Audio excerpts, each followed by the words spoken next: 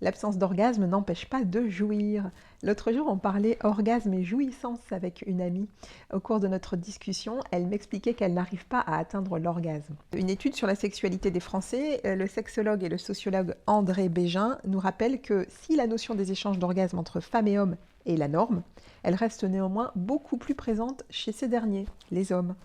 Dans ce même rapport, on apprend que seuls 35% des Françaises déclarent avoir eu un orgasme à chaque rapport. Bah oui, ça on le sait toutes. On n'atteint pas l'orgasme à chaque rapport sexuel. Mais la question à se poser est, est-ce que l'orgasme à lui seul est le baromètre d'un rapport sexuel réussi? On se pose la question. Chez les femmes, l'orgasme, le Graal on va dire, est aléatoire. Chez les hommes, en revanche, il est difficilement contrôlable. C'est encore un bel écart entre hommes et femmes, hein, n'est-ce pas? Alors on peut comprendre que l'anorgasmie, c'est-à-dire l'absence d'orgasme, est difficile à vivre, surtout quand ça s'installe dans le temps. On peut comprendre aussi les revendications à vouloir atteindre l'orgasme, même si en fait revendiquer, vouloir atteindre, fixer son objectif sur une attente donnée, crée en fait le problème. Parce que quand le mental est aux commandes, il se fixe uniquement sur l'objectif et il bride le corps.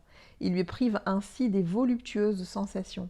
Souvenez-vous que le premier organe sexuel, c'est le cerveau.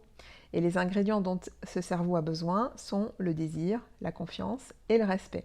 Alors, suspendre les attentes et les objectifs pour se rendre disponible. C'est ça, en fait, la clé. La qualité de la relation érotique n'est-elle pas en réalité la variété des caresses, l'imaginaire et les fantasmes?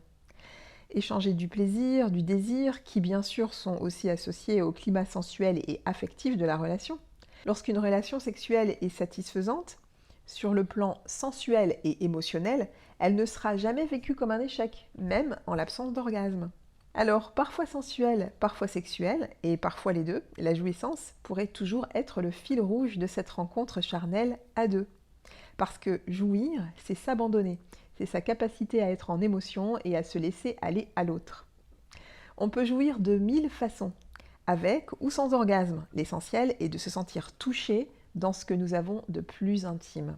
Se dire qu'il est possible d'atteindre une autre dimension que les limites corporelles, comme la relation de partage et d'amour, de connaissance de soi et de l'autre, et de vivre simplement une rencontre avec une communication charnelle. Il n'est jamais trop tard pour devenir des amants explorant toute la gamme des sens avec virtuosité. Et pour ces amants-là, l'orgasme, c'est pas essentiel. Alors, est-ce que vous êtes prêts à jouir pleinement de vos sens? Et peut-être rencontrer l'orgasme? Pour les accompagnements en sophrologie et en sexologie, vous trouverez toutes les infos sur mes accompagnements en lien dans la bio. Cet article est inspiré d'un article de Flavia Accorsi que j'ai trouvé dans Psychologie Magazine et Sexologie.